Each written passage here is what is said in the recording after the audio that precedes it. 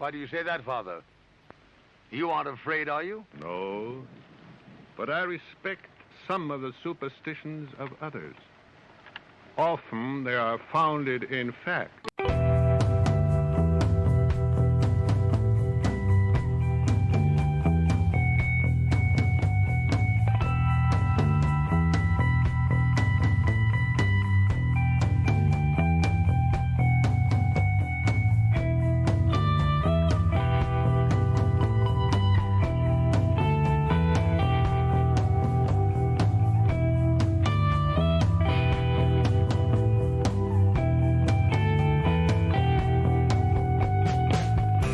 Broadcasting live from our Sanctum Sanctorum in Venice, California. This is the Sixth Sense Society. I'm your host, Krista, here with our producer, Michael, and today we are welcoming back to the show Ray Davis, who you may recall has been on the show several times, first with a topic about music and consciousness, and then on Freemasonry. He is a singer-songwriter who also plays trumpet, piano, and guitar, and is on a personal mission to personally introduce the world to high vibe music and arts.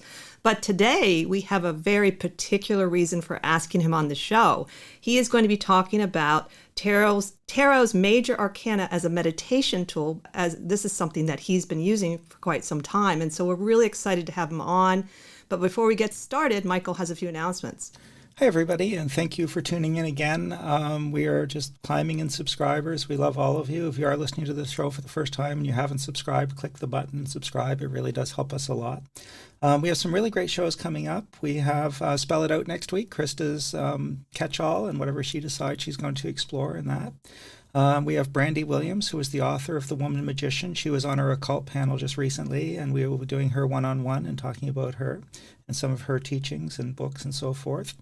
We have George Schwimmer coming up, Krista's dad, after that, and he's going to be doing the second part of the Lee Harvey Oswald doppelganger conspiracy theory. And if you guys want to go back and find the first part and give it a listen before his show, probably a great thing, and he's going to sort of pick up where he left off and finish that.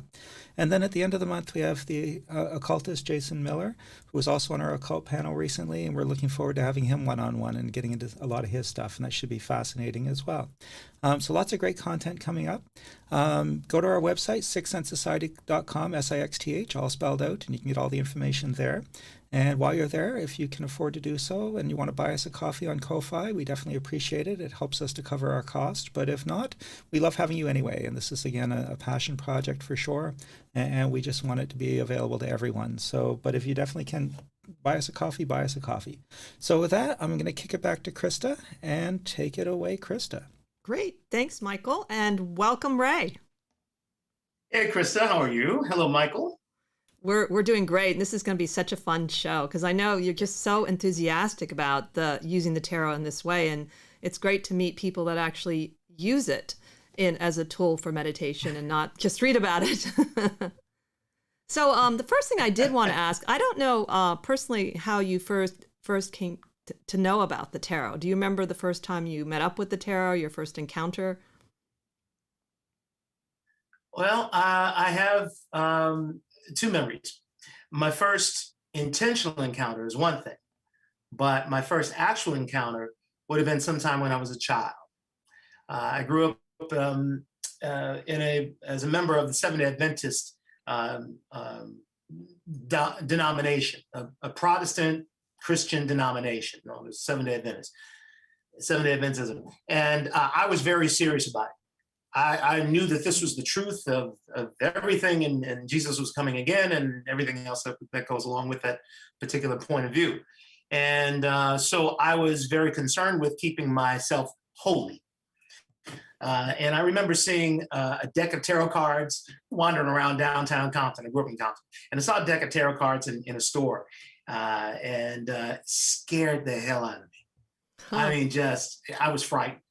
I wanted nothing to do with it. I thought it was evil incarnate, and so I bought into all of the silly ideas about the occult and about alternate ideas about spirituality, and so it frightened. However, fast forward decades, and about 9 years ago, I was listening in on a pro bono class given by a brilliant metaphysician known as Will Coleman, Dr. Will Coleman. He resides in the Atlanta, Georgia area. Or maybe he's in Decatur, actually.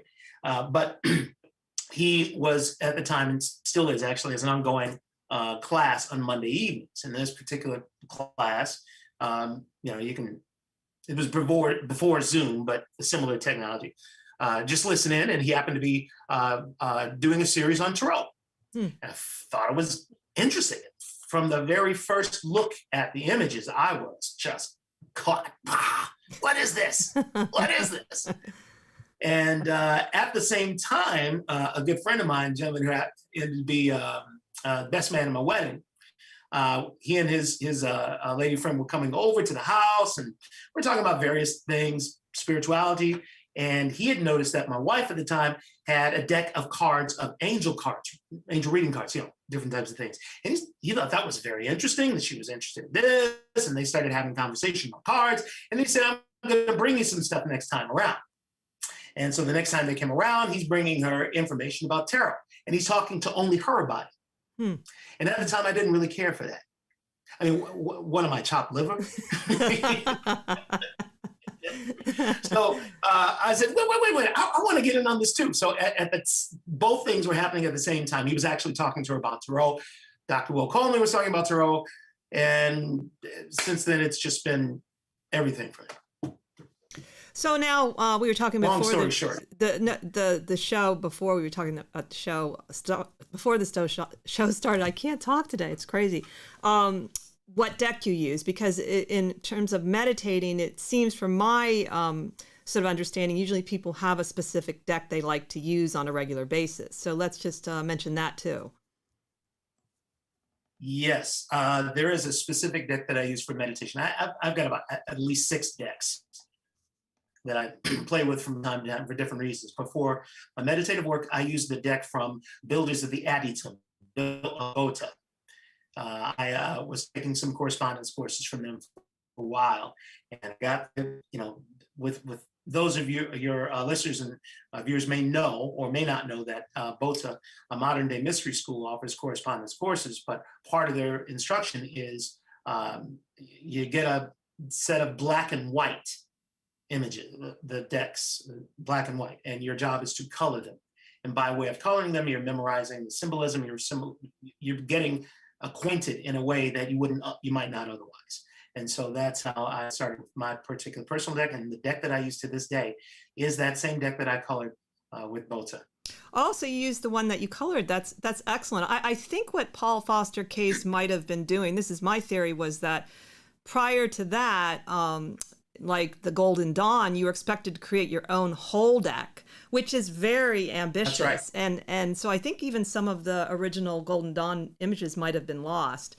And of course, Crowley did that too. So the idea was that you take the time to do that. So this sort of is a version of it that is probably more, it's easier for people to do, but also be effective. Like, it seems to be effective.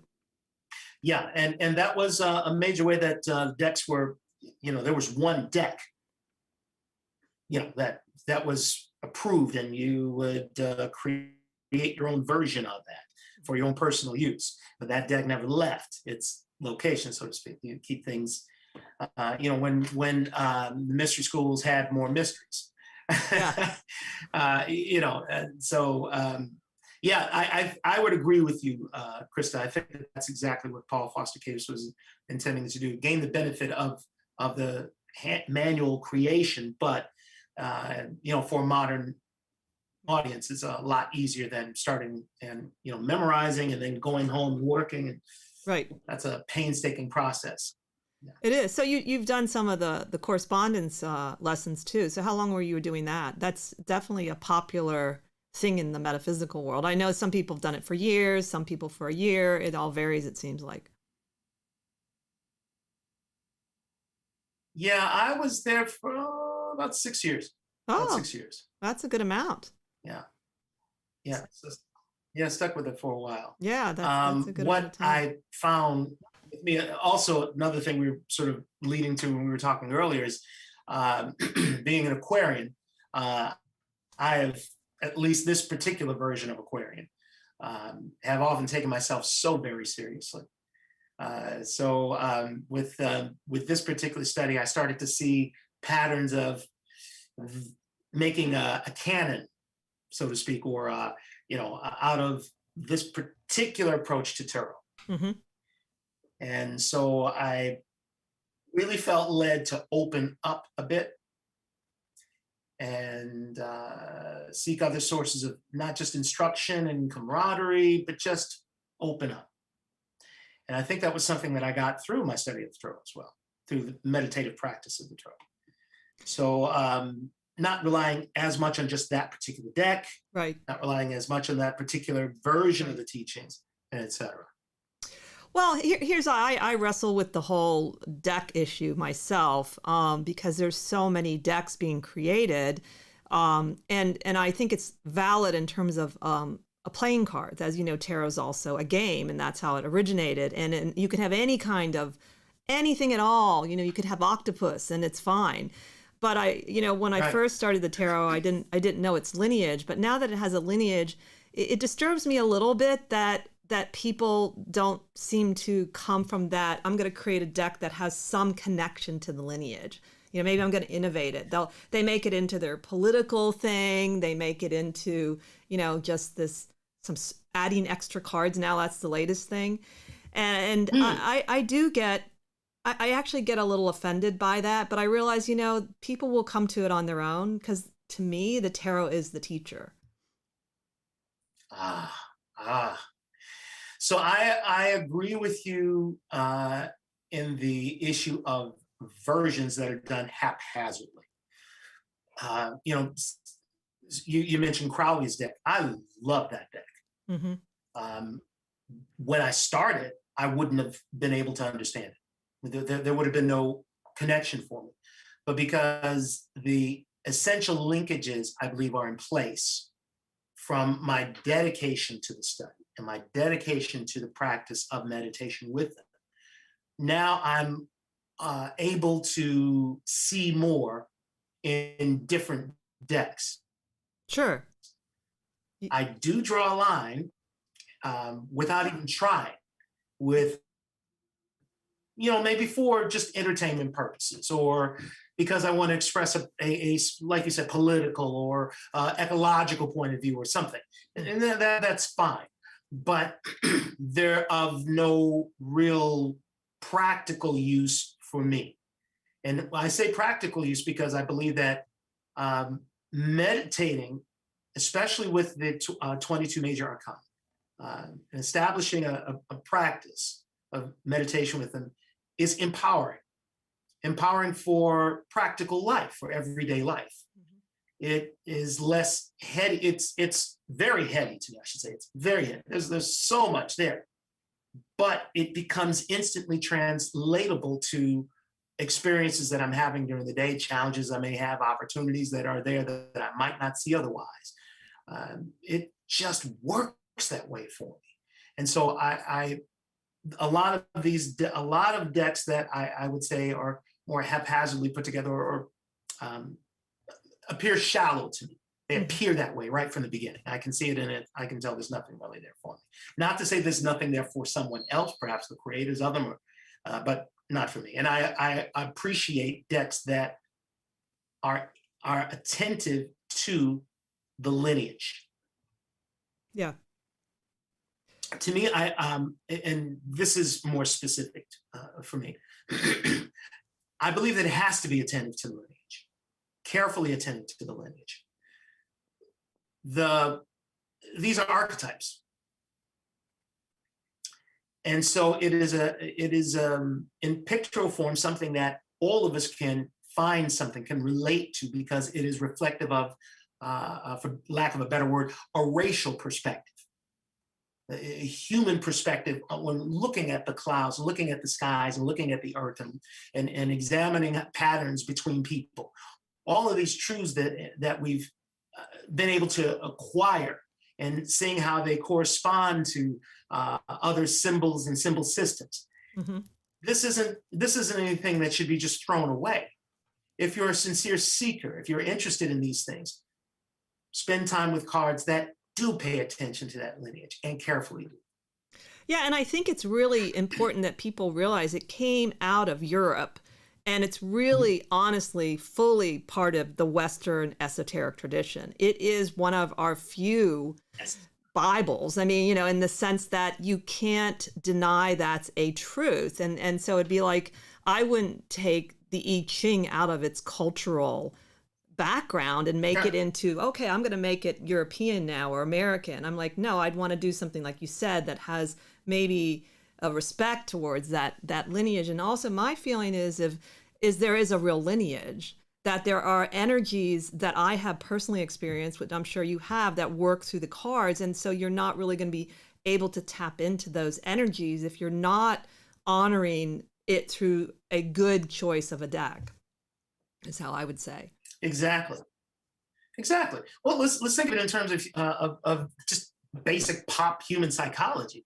If I'm intending to have a relationship, form a friendship with someone, I'm not going to ignore the fact that, let's say that Michael preferred to be called Mike or Big Master M. Big Master M. I love that. if I insisted on calling him Michael when he said, no, my name is Big Master M, that's how you're going to address me, we're going to have beef right at the beginning. There's static. Even to the best of our abilities to communicate with each other, there's going to be some static, right? If that's what's happening right at the beginning of the relationship. Now, Michael laughed right then because, we've been friends for a few years now. So that would be a funny thing to say. But before establishing that relationship, if I refuse to honor him in the way that he chooses to be honored or recognize him in the way he chooses to be recognized, we've got static. So there's a boundary to the communication. In the same way, I'm going to address the energies of these cards, back of these cards, in a way that that they're in the way that they present themselves. I love as that. Opposed to my own bias. Right. I love that and how you talk about the relationship to the cards too, because that is such a key thing. But what I'm really curious about now is, since you kind of, it sounds like you're going more on your own with how you use the tarot, the Major Arcana as a meditation, what is sort of your daily ritual or something like it that you do to share with the public? Oh, happy to. First, it's twice a day for me, once in the evening and once in the morning. And the prior practice, and I can share a screen now if this makes sense. Sure. And I'll describe what I have here as well. So my prior practice would be to lay out the cards in this particular format. Now, what I have on the screen is I have all 22 cards of the Major Arcana. These are fully colored Bills of the Aditum versions, and they're laid out with key number 0, the Fool, at the top center, and then in 3 rows of 7 cards each.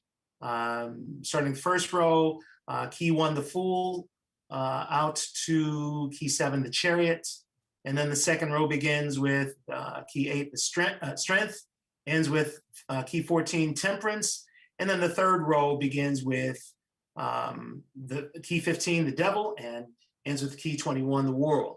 So I've got the cards laid out in that fashion. So 3 rows or 7 columns below the Fool, which is separated above and center. So I would lay out the cards as such on the table. And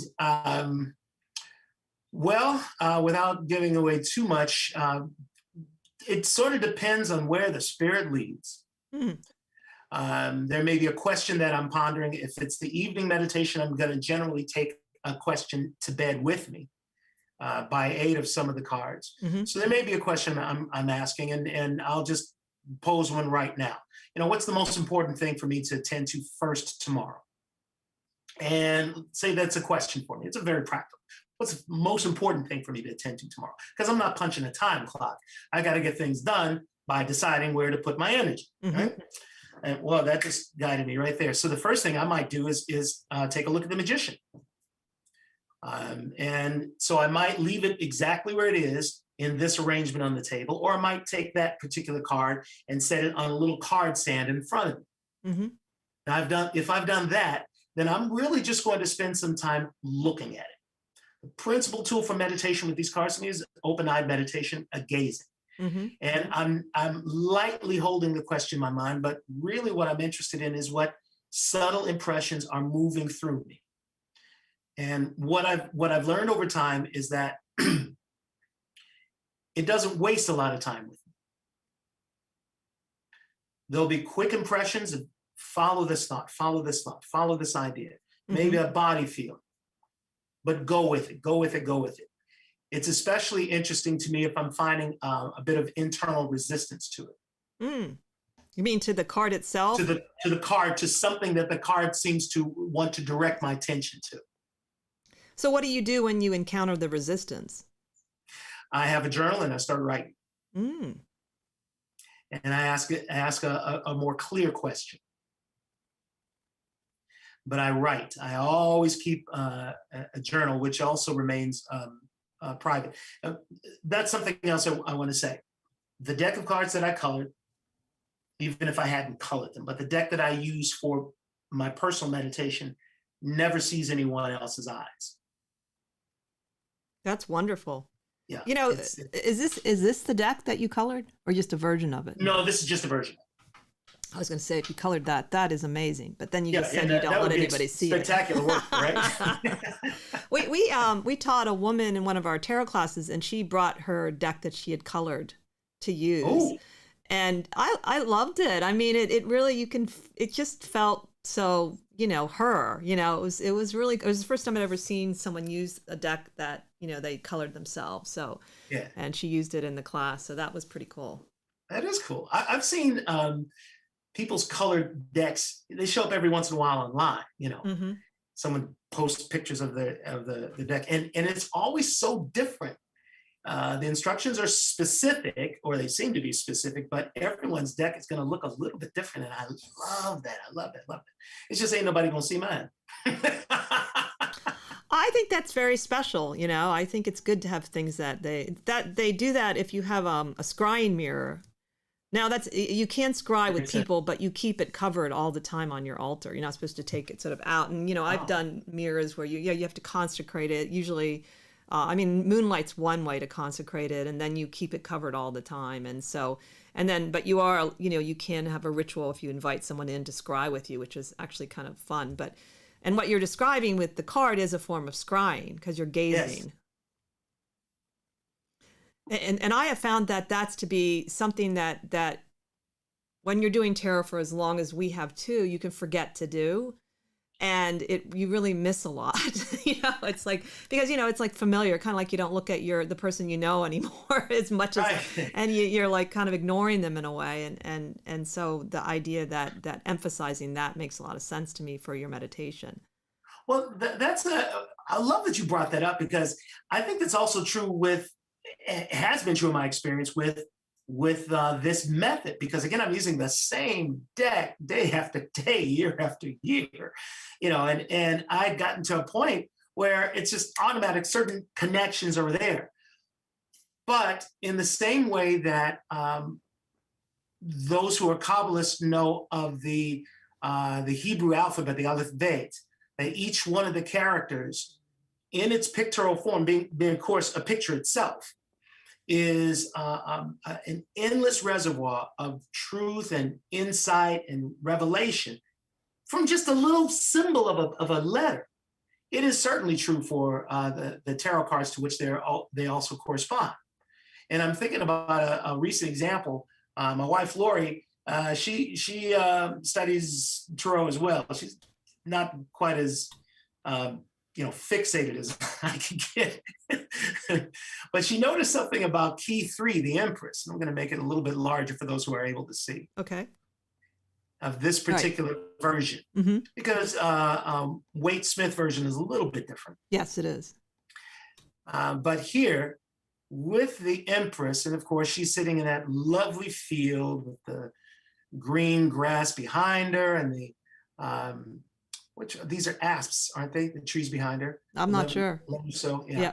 And then there's the flowing river that's coming from the robe of the high priestess, the car that just preceded hers. And she's got this lush field of wheat, which is holy to Venus, or Isis, I should say.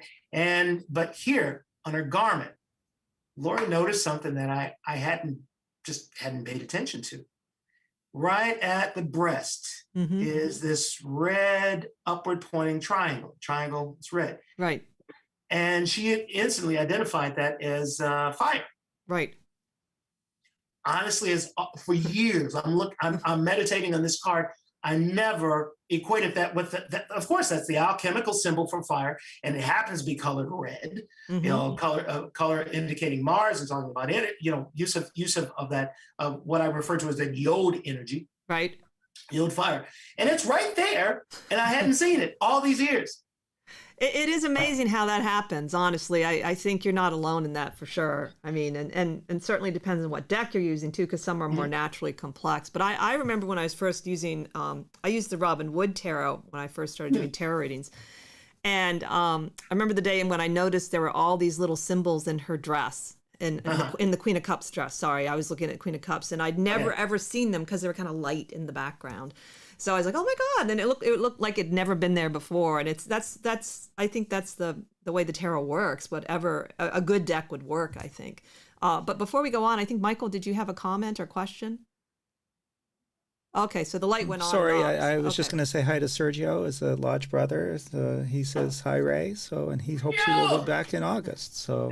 Oh, excellent. Excellent. Yeah. Well, that was worth it too. Yeah. So no, good for her. And then that's what, but we all, like I said, it's easy to fall into that, honestly. It's just it's part of human nature in a sense. And especially as you get familiar with it, it's automatic. Now, do you ever have a time in a meditation where you just pick a small object that you feel gives you an answer to, like maybe you're looking at the magician and you just really look at the wand for some reason? And do you sort of pay attention to that, like, and what that means? Yes, that happens from time to time. And it's interesting. You should bring up that bit about the wand. Hold on just a second. Sure. Well, I think it's just a classic image. It's brilliant. So it's interesting. You should bring that up because that exact image and that exact element of the image has been catching my attention lately. Ah.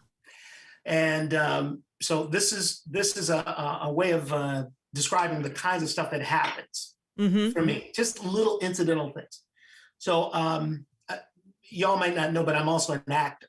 And for any actor that other than the A-list guys who don't really have to audition for much of anything, anyone who's an auditioning actor will tell you that there's a big trend now for self-tapes, which means you have to record the audition yourself and then send it in.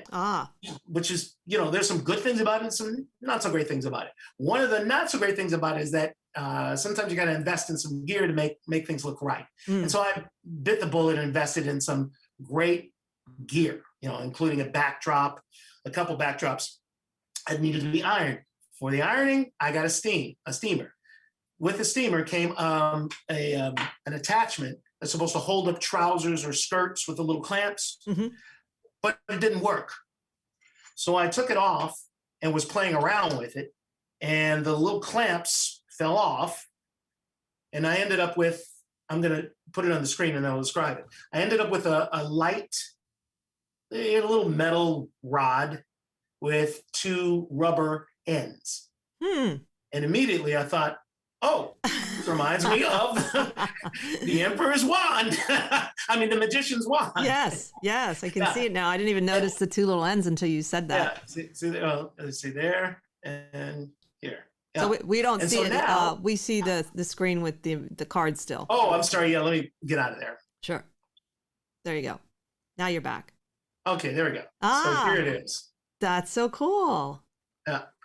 And I'll show you one other little thing that I do.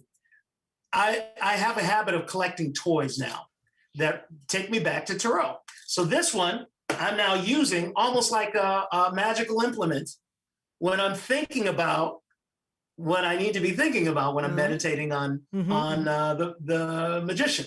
Right. So this is my two-headed phallic symbol, and it is a wand that I can hold it off. I also found this little silly thing. Oh, look at in the that. store. It's a magnifying glass with a snake at the end. Informed, yeah. Snake head. As a snake, yeah, with a little. Huh. And the snake is looks like it's kind of in motion. Yes. And so this suggests to me a couple things.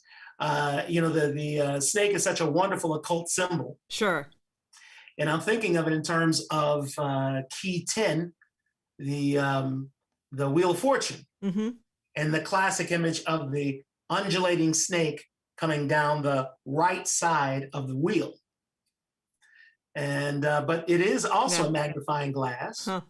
And so this encourages me to look further, look deeper.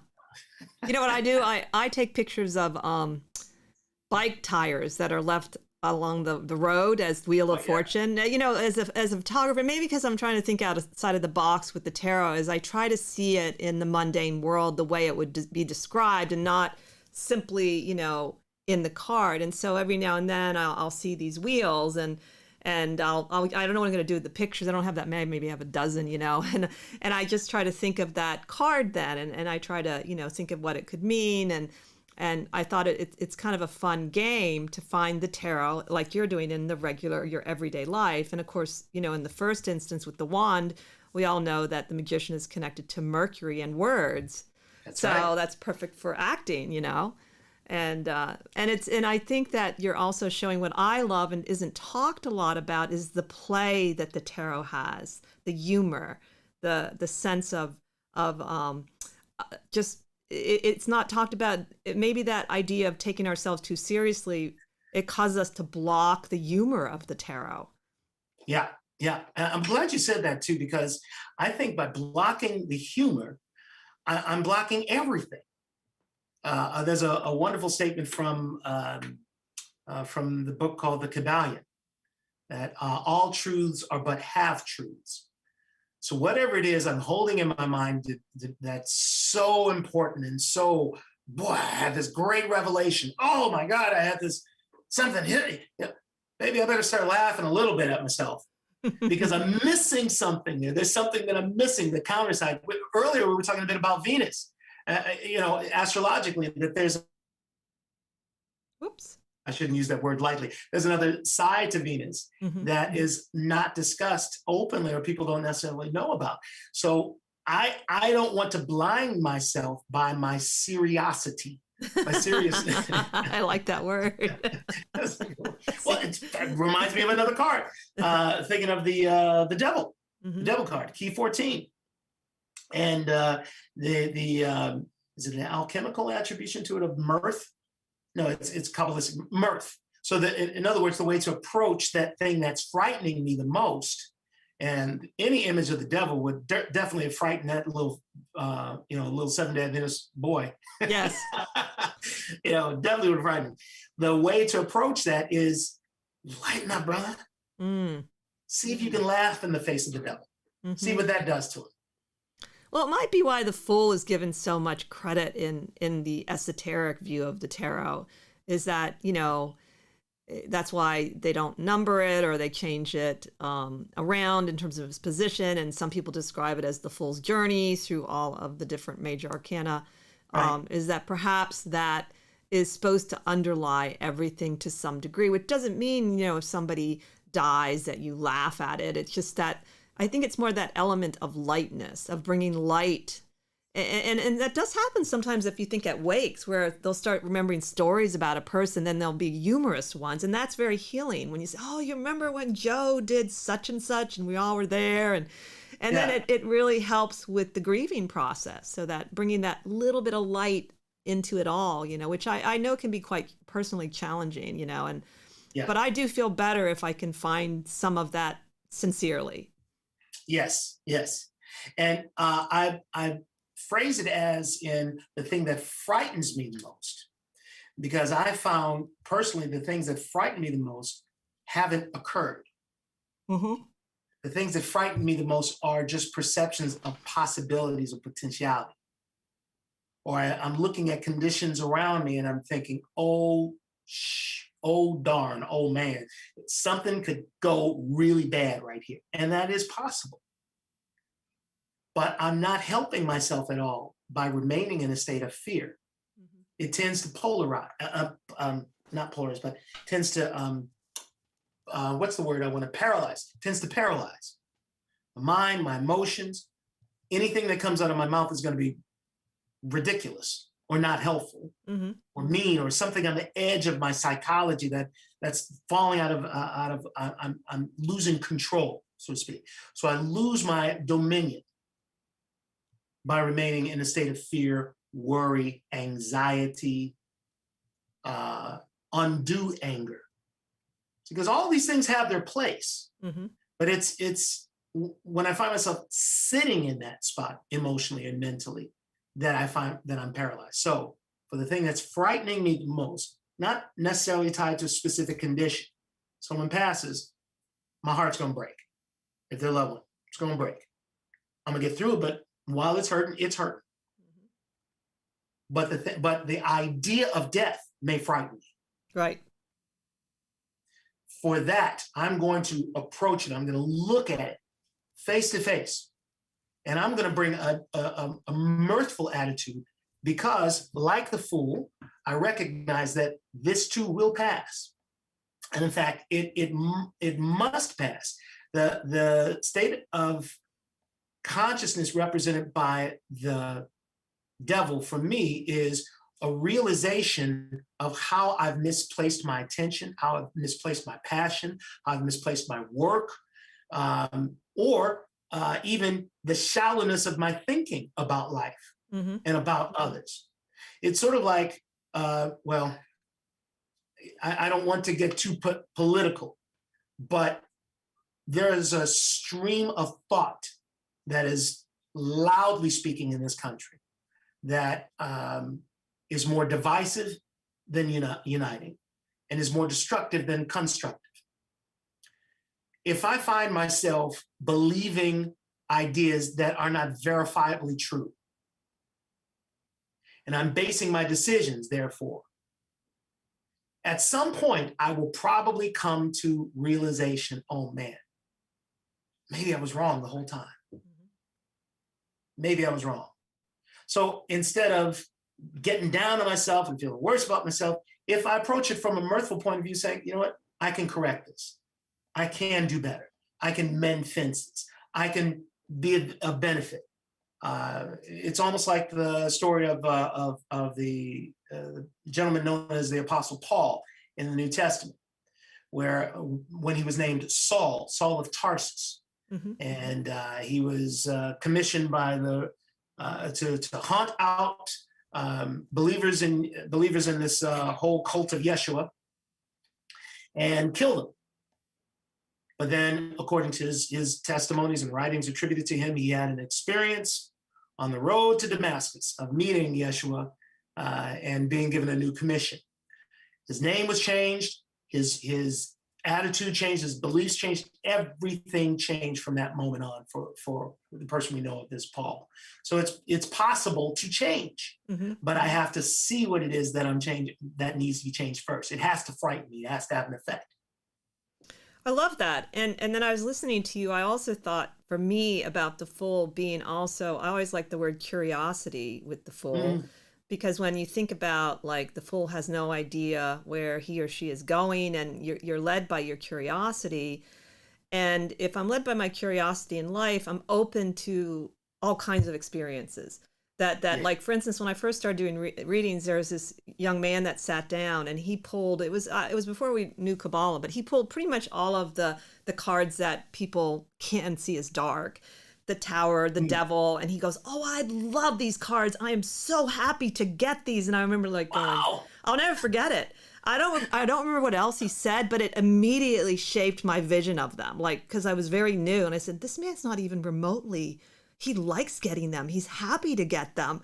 He, and it's the right way to see the cards, is in that his own sense of curiosity or his own desire to have these experiences.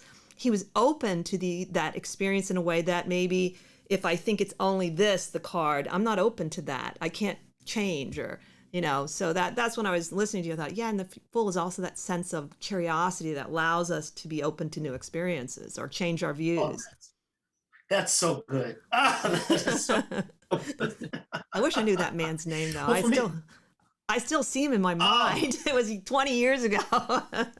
Yeah, that's fun. He's like, give me those. You got any more of those? Hey, the death card. Of all things, I remember the first time you're asked about these first. I remember my first deck was actually a Wade Smith deck. And I'm going through and I'm looking at all the 70, all. But when I got to the death card, oh man, it just shook me. And then I saw the devil go, ow! And the tower, ow! It was just, everything was frightening right away. But I couldn't turn away. I was so interested, So there was something else that was more interesting to me than the fear or anxiety that beset me when I first saw it.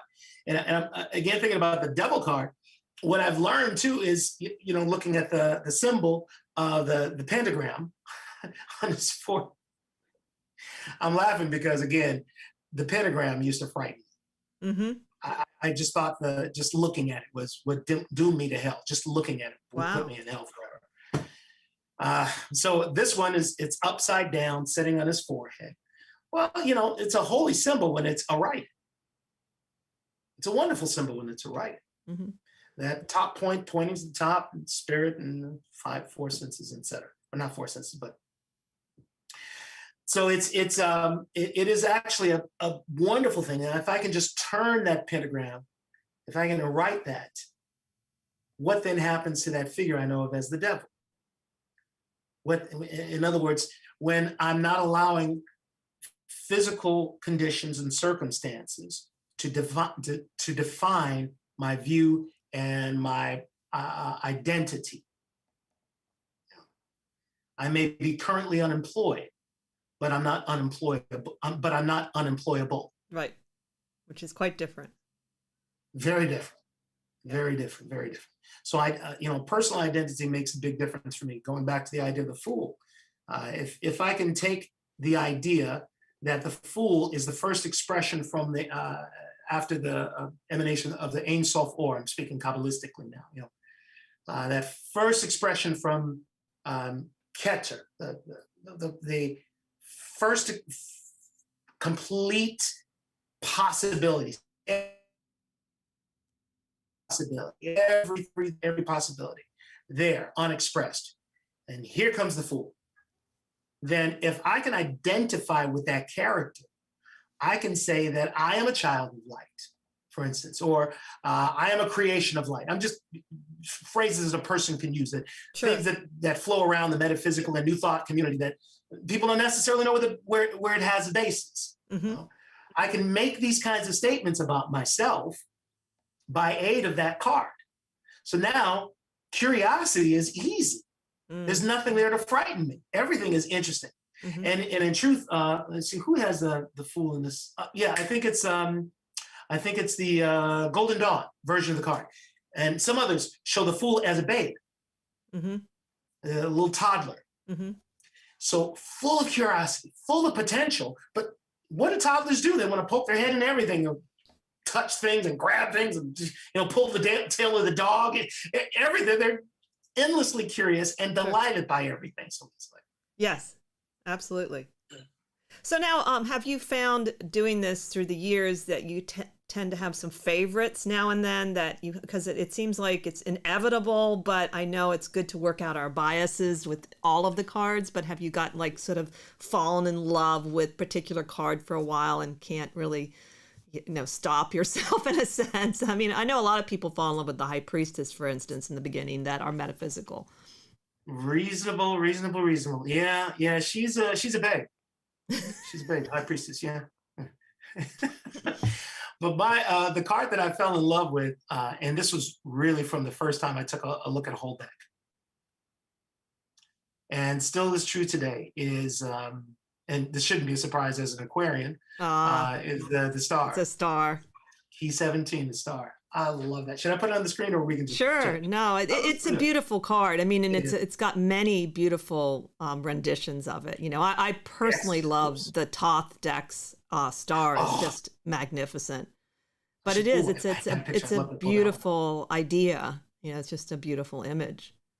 And yes, it is. Yes, it is. That is associated with Aquarius, for at least Golden Dawn does, and Crawley does, and I know they do. Yeah. And I did not know that Aquarius is connected to this card by virtue of Sadi. But I just loved the imagery, the blue of the sky, and the placement of the 7 ancient planets. You know, the planets known to the ancients, and the gorgeous symbolism of that star, the beautiful form of that star. Even the tree back here with Ibis right here, really interesting to me. But I have a mood shift every time I see it, and it happened literally as I pulled it up. Just kicks in automatically. There's a peace and a calm and a loveliness, a lovely inner feeling with me. It just yeah. Now, I have to admit that the 11-year-old Ray inside is like, oh man, she ain't got no clothes on, and I want to cover my eyes and peek through the fingers at the same time. But to me, it's the most natural and truthful thing. She's unclothed, of course, completely open. There's no artifice here. There's no deception. There's nothing hiding or hidden. There was even something about the churning of the waters from the water, and those of us who aren't able to see it, she's in that I call it a provocative pose, because it's she's sort of in a pose of kneeling. Well, she's kneeling on her left knee with her right foot atop a pool of water that obviously has an outlet to a greater pool of water. And into that pool, she is pouring from her right hand out of a vase more water. And there's something about that churning of the water that is just always fascinating me. And my eyes drawn to that. Now, is her leg is in sort of almost like is that a letter? Is it in that particular deck? It looks to me, and I believe this was the intention of Paul Foster Case, and I've forgotten the name of the woman who did the artwork for him. Should remember that. But I believe the intention was for her to represent the cross, what do you call the one the Nazis abused, the swastika. I believe that's an intent to Interesting. If you look at the right leg, its relationship to the position of the left leg, and then her left arm should be forming that the other aspect of the cross, the cross in the right arm as well. So I believe this was intended to suggest the swastika. Well, and it's interesting about her being naked is that it's not really, to me, a sexual pose that she's in. No. It's one that, there's a kind of innocence about, she just feels like very at ease is how I'd say. And yet, of course, it's very open, just the position. And though it is kind of curious that her foot is not immersed in the water. I just noticed that, but maybe that's a stylistic thing. It's like above, it's just tapping on top of the little water that's whirling around the pond. Well, that is an interesting note there, and I believe it's also intentional because for me, when I've worked with this card, it's very much like a way that I've described my process of writing songs. When, especially at the beginning of the songwriting process, or when I'm working through a particularly trying passage for lyrics, I'm not quite sure where to go, I get very, very, very still. And this has been a process that's been going for 40 years, way before I got into this stuff. I get very, very quiet, very, very still. And the imagery in my mind is that I fall into a very, very deep, still, quiet pool of water. And I'm just surrounded by this water, blocks out all sound. And in that space, I'm listening intent. This has always been my imagery for songwriting. And so that pool that her foot seems to be resting atop of is wanting to still that turbulence a bit, keep things quiet. It's sort of stilling the unconscious mind, because water is a wonderful symbol, culturally for consciousness and the root substance of all reality, so to speak. That we're all sort of suspended, as it were, in this giant pool of reality. Oh, thanks. Oh, so it's probably the whole water thing is why some people think Aquarius is a water sign. It's the water bearer, but it's an air sign. Yep. Fixed air sign. Yes. That's who we are. Well, I can see why and it is because it is your. I think there's some truth in terms of picking one of the major arcana that represents some aspect of your astrology, whether it's the sun or moon or your ascendant. You can use it in that way as just a way of learning about yourself. Yep. And for me, way. This card has always symbolized, has always been an invitation for meditation and for deep exploration. And yet it follows the tower. Now, what happens when you personally meditate on the tower? I'd like to hear that.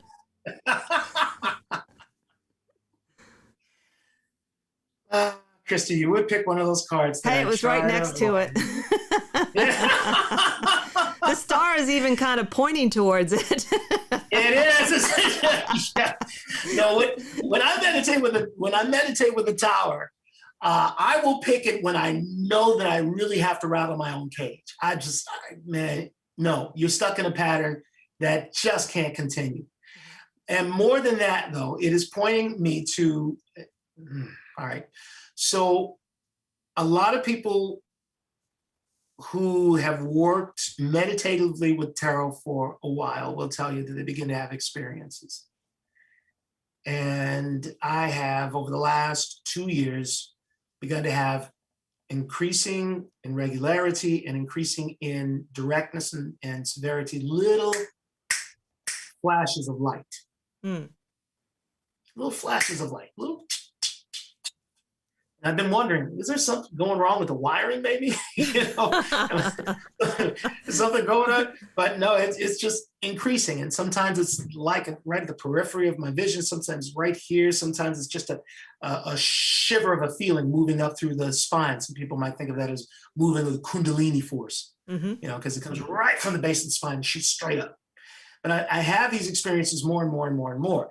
And that is because I actually did, I think, because of doing a lot of meditative work with the tower, which has a lot to do with disrupting my current paradigm. It's destroying the house of cards, so to speak, that I've built in consciousness, mainly of identification. It's a funny thing. My wife and I became grandparents, first time grandparents. Oh. Just recently, just 2 months ago, actually. 2 months ago. Congratulations. That's great. And thank you. And grandbairn lives with mom and dad in Bend, Oregon, which is experiencing the most ridiculous temperatures right now. It's real hot up there. But and watching her, it's fascinating to see how much she pays attention and seems to want to interact with everything. She's actually, we can see it. We can see her trying to talk, because mom and dad send us pictures and little videos on just about every day. And we can see her trying. My wife says she heard her actually say her name. Her name is Isla Moon. Oh, wow. That's beautiful. Yeah, it's a great name, right? Yeah. But, she's trying to say something. So, we acquire identities very quickly on based on the things that seem to work towards our survival, of course, and thriving. So, when at some point the personality gets imprinted with certain thought forms, and I identify with these ideas. So I'm Ray Davis, I'm a musician, I'm an actor. No, there's a lot more than that to me. There's a lot more of that to all of us. And so this card actually helps me to see that there is more and continue to allow the barriers of personality to fall away a bit. just a little bit, and see what else is there for you. There are all kinds of personal patterns and habits that I think should be changed. It might be changed, and maybe I don't quite have the courage to do it, or the fortitude to stick with it. This card helps me to remember that it's well worth it, but not just worth it to take it on myself. At some point, it's going to be taken on for me. Mm-hmm. Because I don't think it's possible to spend time in a meditative practice with the Major Arcana and not be changed. You can't. Mm-hmm. So yeah, if I'm holding that, I think that's you've certainly given us a good argument for it today, and I think the fact that you've been working with it for a while, and also at least initially working with the same deck, because the symbolism changes even within the esoteric decks. One of the things the reason I don't use the Wait or Boda is I happen to be really in love with the Thoth deck, and it's just a different system. But I've made a decision that I have some relationship that seems very real and helpful. So I'm going to stick with it and try and go deeper with it. And I think if we flit around to the different decks, you just won't get as much out of it. you know. And at the same time, it's also helpful to see. I love my Thoth deck. And I've got a couple of other decks. I've got a Voyager deck, which is really quite interesting. Now, you talk about changing the symbolism. That just changes it. But it holds to the lineage by thinking in terms of collection of archetypes. Mm-hmm. And that particular deck is updating the medieval connections. But I must say, any of us who were born in the West, or those who were born in cultures that are the lineage of Greece or Rome, this stuff is going to work. The medieval imagery is going to work. I love the Thoth deck because it draws me in and surprises me. I get surprised by the imagery there. Yeah, it is surprising. And of course, it's super detailed. So it's one of those decks you'll always see something new eventually if you look harder at it, you know. And it's just, I mean, Lady Frida Harris was a really good painter. I mean, she deserves a lot of credit, for equal credit. And actually, Carly does give her equal credit in his book. Yeah, he does, actually. So we're getting close to the end. And I think, is there sort of any sort of advice, if let's say I'm new and I wanted to learn to meditate with the Major Arcana, would you have some advice for them, a person? Yes. Take it easy, man. in the sense that, you know, you're not going to expect, don't expect the heavens to open up right away and the earth to shake and everything to fall into line. This is a gradual process of building upon building upon building upon building. And the connections happen, it happens over time. So one's relationship with the cards is built bit by bit in the same way we would with another person. Someone you really want to get to know, you know, it takes time. There's an initial bit of reaction of attraction that is important to note. And so in that, I would say, you know, search for an esoteric deck that seems to call to you. I found a deck that works perfectly for me. Krista, I love you have a deck that you have a relationship with, so you're staying right there. So that's brilliant. So find the deck that calls you, and then the method, the most important method, is just looking at the doggone things. Mm-hmm. It's so easy and right in your face. Yeah, and then it just happens. There's something that shows up and it causes a thought. What about? And then feel free to explore that what about. There's nothing here that's going to harm you. Absolutely nothing here that's going to harm you. It'll help to jostle conditions a little bit and patterns of things, but all for the good. That's an excellent point, too.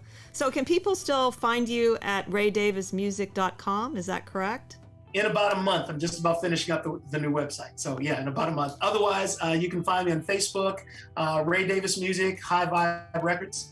That's the easiest place to find me, or just try to friend me on my personal page. Oh, that sounds great. I could go on another hour here. I still have some questions and some comments I want to make. I knew it'd be a lot of fun, because I remember you talking about how important the tarot has been for you, and you know, I could really see you have a real, genuine connection, and that's what I think is shows you're going to learn something. Like you said, you have a relationship, and you have a unique take on it. So thank you so much for coming on the show, and we'll talk at least in person on this later.